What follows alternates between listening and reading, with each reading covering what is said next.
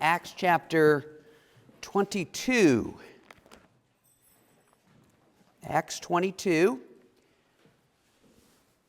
The Apostle Paul is in Jerusalem. He's been arrested, and then rescued out of a mob mentality.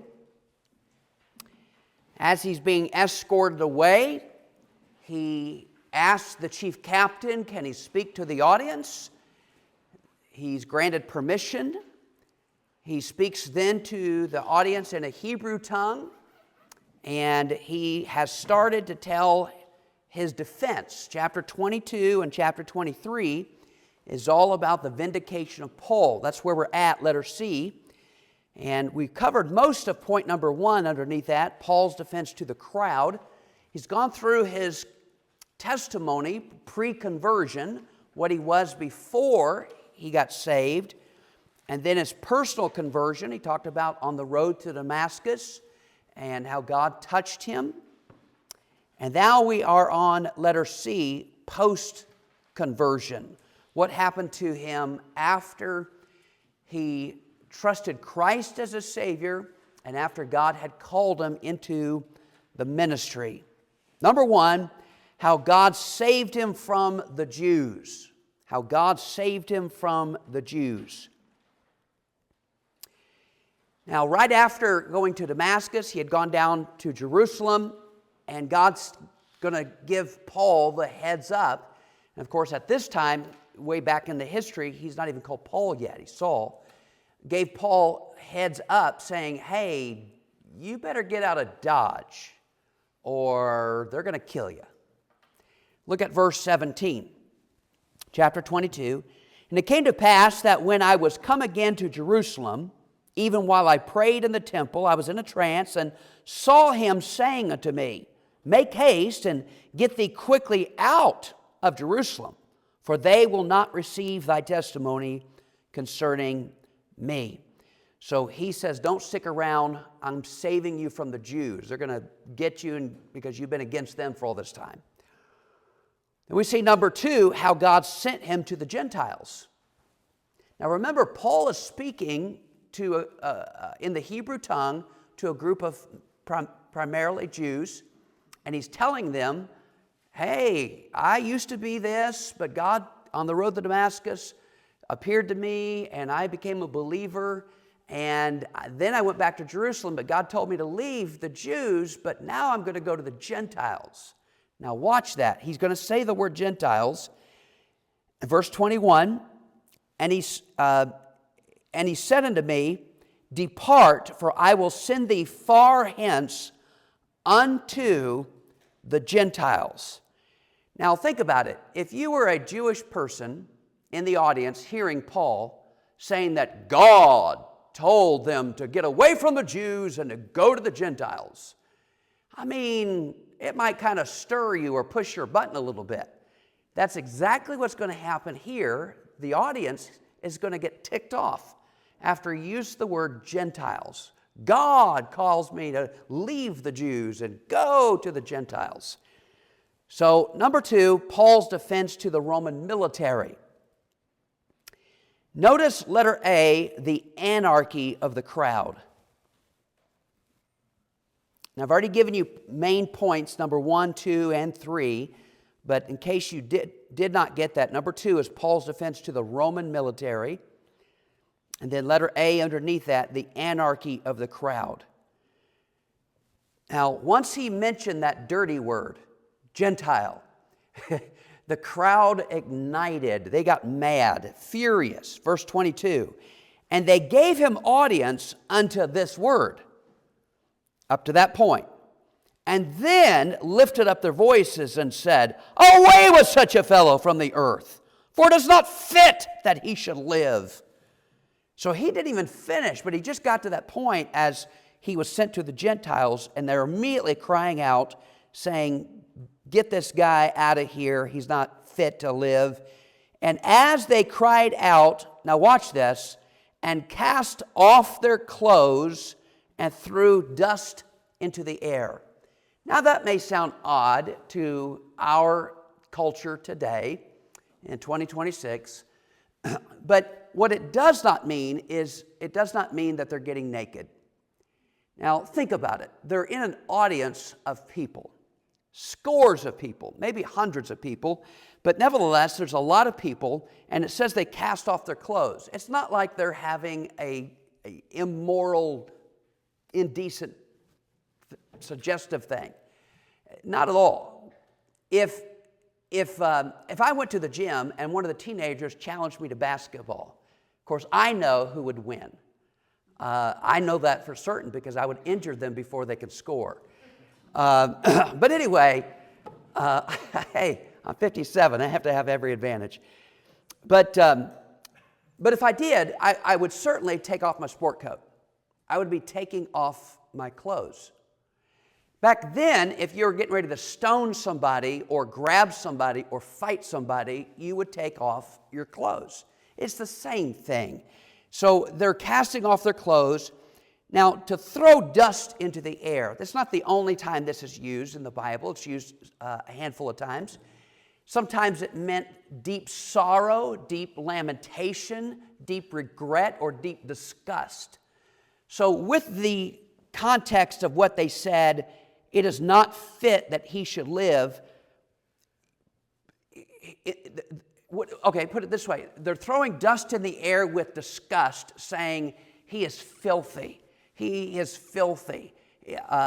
It's not worth all of this, so get rid of the guy. So clearly they are extremely mad by using not just words, but actions to verbalize and to visualize all of that. Now, I made a boo-boo in your notes. I know it shocks you. But I put a point that should go here where we're at. I put it somewhere else. And I didn't notice it until recently. So go down. You're on number 2 right now, 2A. Go down to 3A.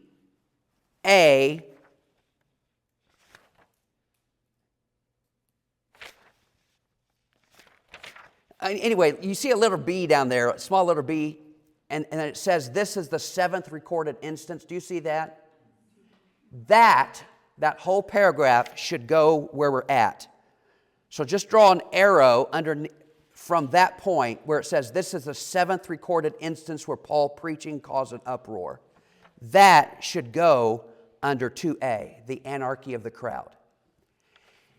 And if you want to look at all those instances, I included those references there. This is the 7th time that when Paul preached, the crowd reacted violently. It caused problems. And so I've never had a volatile situation. I was preaching in a bar once, and a guy came after me, but he was drunk. It's not like they were upset with what I was saying. It was just I was upset. I was disturbing their drinking. And so it was a little different there. I've had some people leave while I was preaching. I've had that happen. But never what Paul went through. But that little note there should be under 2A there. All right, so Paul's defense to the Roman military, letter A, was the anarchy of the crowd. Letter B, the action of the commander. Now, I use the word commander, but it's referring to the chief captain. Now, we're not told his name yet. We do know later his name is Claudius Lysias, but the chief captain. So imagine, okay, think from last week. It was the chief captain that when he heard there was an uproar, so he rushed in and rescued Paul, but he arrested Paul. He bound him and got him away and ushered him away from the crowd. Well, now he speaks to the crowd, and now it's turning into an uproar. So now the chief captain has to act quickly again. So look at number 1 in your notes, fill this in, the scourging. Now, you may not like this, but nevertheless, a way to get information out of people is to cause pain to them. An interrogation technique. Now, some people can debate that all you want, whether it's effective or what, but nevertheless, it was certainly used back here. The chief captain, he thinks, I'm kind of forced to get information. Now, keep in mind, he's not a believer, and he rushes in. He assumed that Paul was an Egyptian who caused an uproar. Do you remember that from last week? He thought he was Egyptian, but then Paul identified himself. So no, I'm a Jew. I'm from such and such place, and I was called as a missionary to basically, he says, to reach the Gentiles. And as he's preaching to the people, they get upset, and so now he is going to do something. Watch this. Look at verse number 24. The chief captain commanded him to be brought into the castle and bade that he should be examined by scourging, that he might know wherefore they cried so against him. Remember the first time he showed up, and he asked everybody, who is this guy? What's going on? And they couldn't even agree on what was the problem.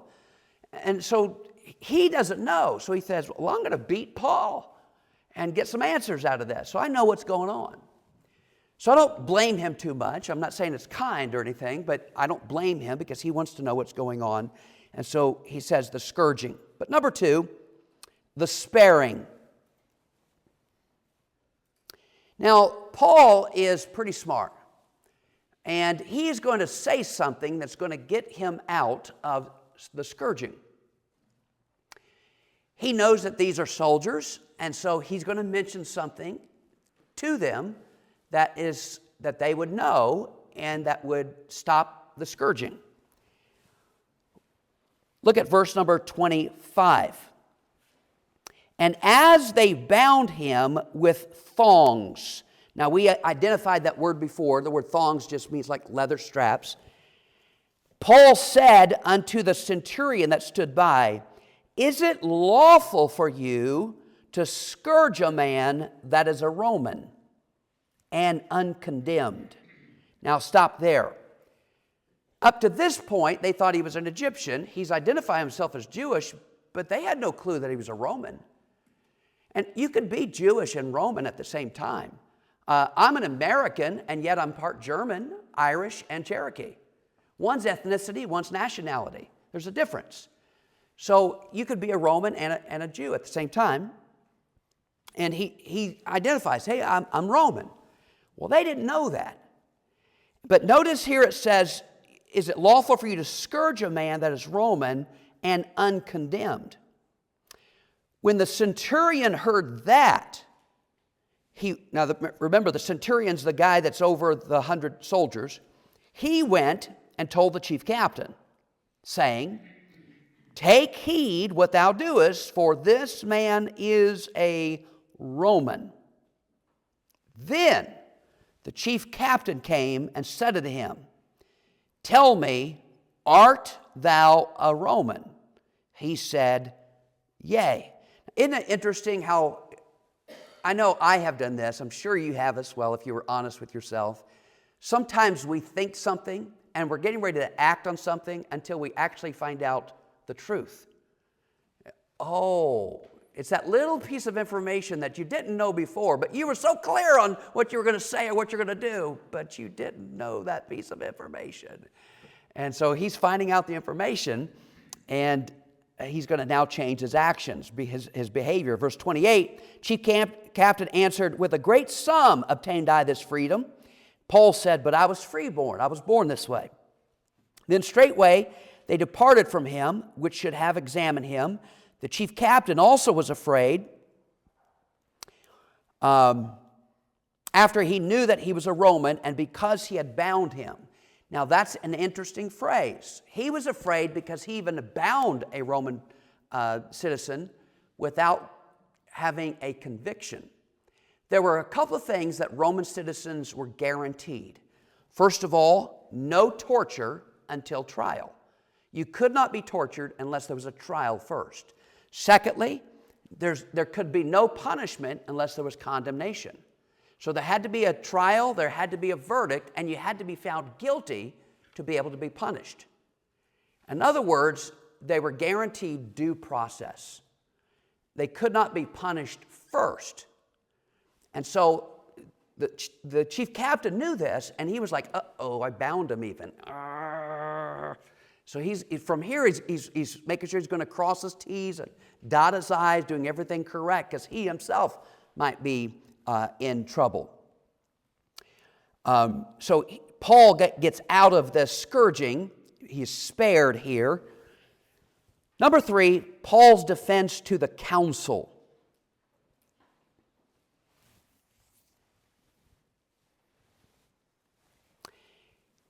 Now, we're getting ready to go into chapter 23, but the last verse of chapter 22 gives us a segue statement to get us to move from a chaotic situation into a courtroom situation. So the chief captain now knows, well, he does not know why they're beating him.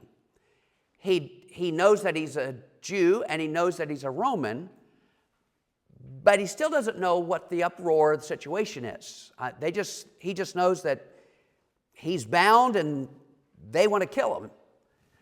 So watch what he does. Verse 30, on the morrow, because he would have known the certainty wherefore he was accused of the Jews, he loosed him from his bands and commanded the chief priest and all their council to appear, and brought Paul down and set him before them. All right, so Paul is kept in safekeeping. The next day comes. He's going to now appear before the Sanhedrin, or the council, the Jewish leaders. Okay, so number 3, Paul's defense to the council. Letter A, the council. And again, this is spelled C-O-U-N-C-I-L.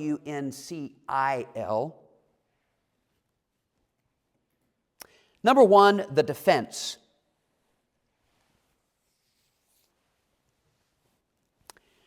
Letter A, the conscience. If I'm going too fast, just slow me down. Now, in chapter 23, Paul is standing before this council, this group of men.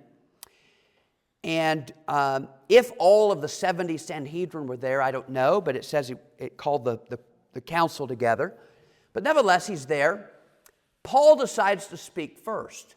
And in doing so, he says something that's not only inspiring, but a little convicting for us. He opens these remarks. And Paul, earnestly beholding the council, said, Men and brethren, I have lived in all good conscience before God unto this day. What a statement that is. In all good conscience. Now, I've explained this, and it's probably one of the best ways I know how to explain it. You probably have a better way. When people have a good conscience, it's usually when their beliefs match their behavior. When our life is in conflict with what we believe, we have a bad conscience. We're not practicing what we preach. But to have a good conscience means I'm living up to what, I may not be perfect, but I'm living up what I believe. I'm striving for that. And that's just the best way I know how to answer it in a simplistic way. But a good conscience before God. May God help us to do that. Now, letter B, the command. What happens next is so interesting to me. Now, typically speaking, the Sanhedrin had 70 people over them. It consisted of 70 people. Then it had one person over them, and that's the high priest. And we know that the high priest is there because, verse 2, and the high priest, Ananias, commanded them that stood by him to smite him on the mouth. Now, I don't know how hard they hit. I don't know if it was backhand, front, if they held his face. I don't know anything, but I just know there was a command and he got hit. And so he gets hit in the mouth. And all he said was, I have lived in all good conscience before God unto this day. Now, what's the big deal about that?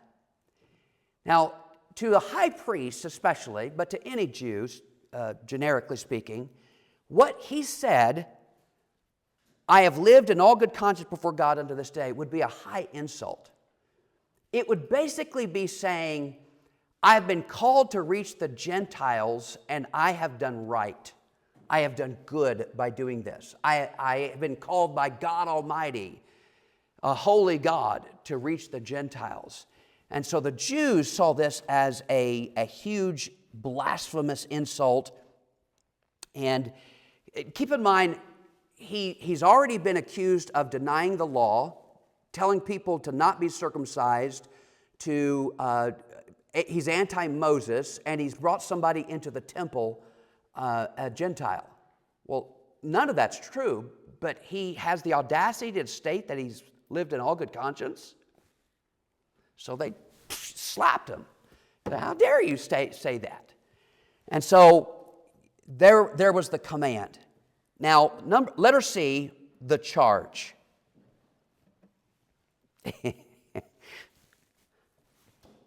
Watch verse 3. Then said Paul unto him, so clearly he's back-talking Ananias, the high priest, God shall smite thee, thou whited wall.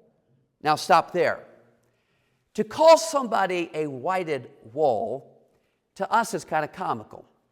But back then, it meant one of the highest insults you can call somebody, particularly a high priest. If you had a wall that was deteriorating, old, decrepit, cracked, a way to make it look new was to whitewash it. So whited walls.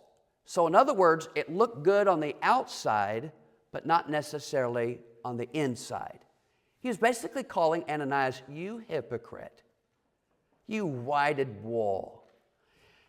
And he explains, for sittest thou to judge me after the law, and commandest me to be smitten contrary to the law? Now, the word law here is not the civil legal law. He's referring to the Jewish law. They're before a Jewish group of people. And he says, you're using the law to smite me, but you're going against the law yourself? You whited wall. Now, what in the world is he talking about? What is he against the law? So hold your place here in Acts 23 and go with me to the book of Deuteronomy, chapter 25.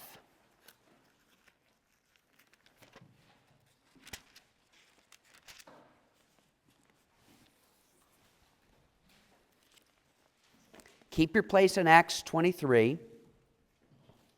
Now, once we read these verses in Deuteronomy, we're also going to look at another Old Testament passage that's nearby. But Deuteronomy 25,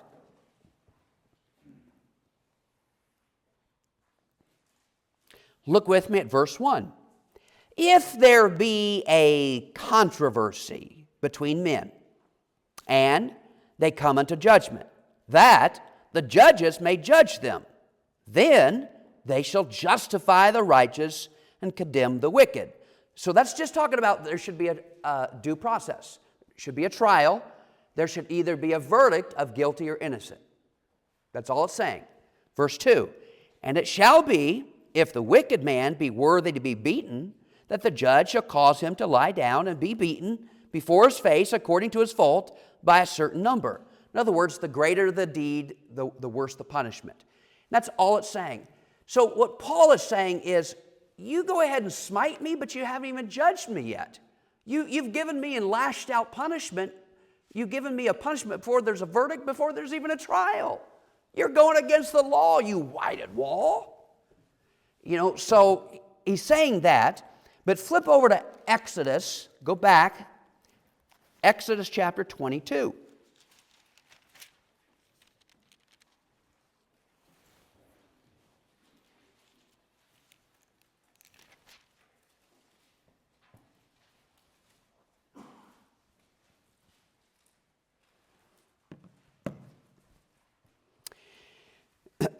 Now, just right before this is when he gives the Ten Commandments, so this is part of the law being given. But look towards the end of chapter 22, look at verse 28. Thou shalt not revile the gods, nor curse the ruler of thy people. Now, the word gods there, it's the Hebrew word is sometimes translated judges or rulers. All it's saying is the people in authority. Thou shalt not talk back to the people in authority, nor curse the ruler of thy people. So there's a law right there. Now, keep that in mind, but let's go back to the passage. So Ananias smites Paul. Paul calls him, thou whited wall. Now watch verse 4. And they that stood by said, revilest thou God's high priest? Then said Paul, watch this, I wist not, brethren, that he was the high priest. Now he's going to quote what I just read. For it is written, thou shalt not speak evil of the ruler of thy people. So Paul, in all honesty, because he was chaotic situation yesterday, comes into a courtroom, then all of a sudden he's smacked across the mouth, and then he says, thou whitest wall, you use the law against me, but you break the law. But nobody's identified himself as the high priest. He started the introduction. He started his declaration of defense. But he didn't know who the high priest was. So he's like, I didn't know. And, which, by the way, tells a sense of humility about him, to be able to admit fault. That's a weakness in a lot of men specifically, but people in general, to be able to admit fault. We ought to be people, when we're confronted with what we've done wrong, to say, oh, my bad. I shouldn't have said that. And that's what he was saying. It was a case of mistaken identity. Now, some people, I will say this, if you look into research this, some people will say it was because Paul's eyesight was bad at this time. And it was. But I don't think it was that case. I think it was a situation where it just wasn't introduced. But number one was the defense. Number two, the dissension.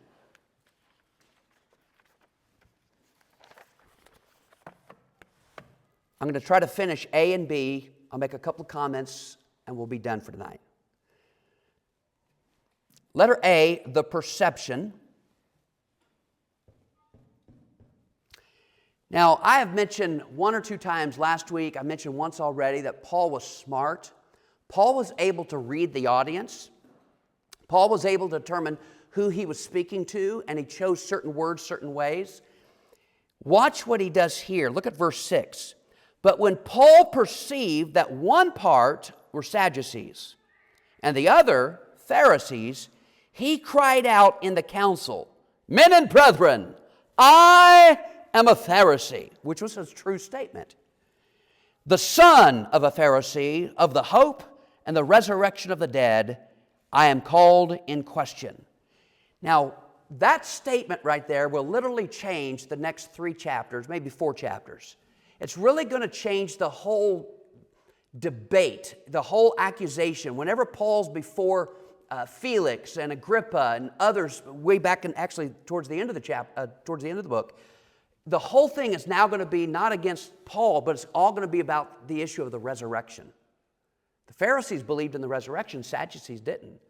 So Paul's now going to sit there and say, let me use this as a tool to get the emphasis off of what they're accusing me of, all these false accusations, but let's make it a religious debate.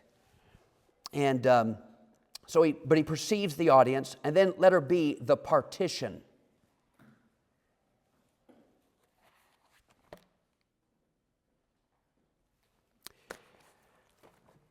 Verse number 7. And when he had so said, there arose a dissension between the Pharisees and Sadducees, and the multitude was divided. Sadducees say that there is no resurrection, neither angel nor spirit, but the Pharisees confess both. There arose a great cry, and the scribes that were of the Pharisees' part arose and strove, saying, we find no evil in this man. But if a spirit of an angel hath spoken to him, let us not fight against God. And when there arose a great dissension, the chief captain, fearing lest Paul should have been pulled in pieces of them, commanded the soldiers to go down and to take him by force from among them and to bring him into the castle. That's the third time the chief captain has saved Paul from a mob of people, even religious people, from tearing him in pieces. Which I think is an interesting phrase, is literally pulled in pieces. But for the next couple of chapters, chapter 23, he's before the council. Chapter 24 is before Felix. Chapter 26 is before Agrippa. This whole topic of the resurrection keeps coming up. And so Paul has kind of switched the focus off of him to the topic of the resurrection. And I think it's relabeling his case as his part of his defense, which I think is very wise. We'll pick it up there next week. Any quick comment? Sometimes I do this, sometimes I don't. Niles? It's interesting that when Paul was asked a question, and he told him that he was a Roman, the officer believed him. So, I mean, he could have been lying too, but there was something about the culture that day that telling the truth and believing people on what they said there was a lot more respect than what there is today, what people say. It's amazing that was so influential in that situation. That's true. That's true. Any other quick comments?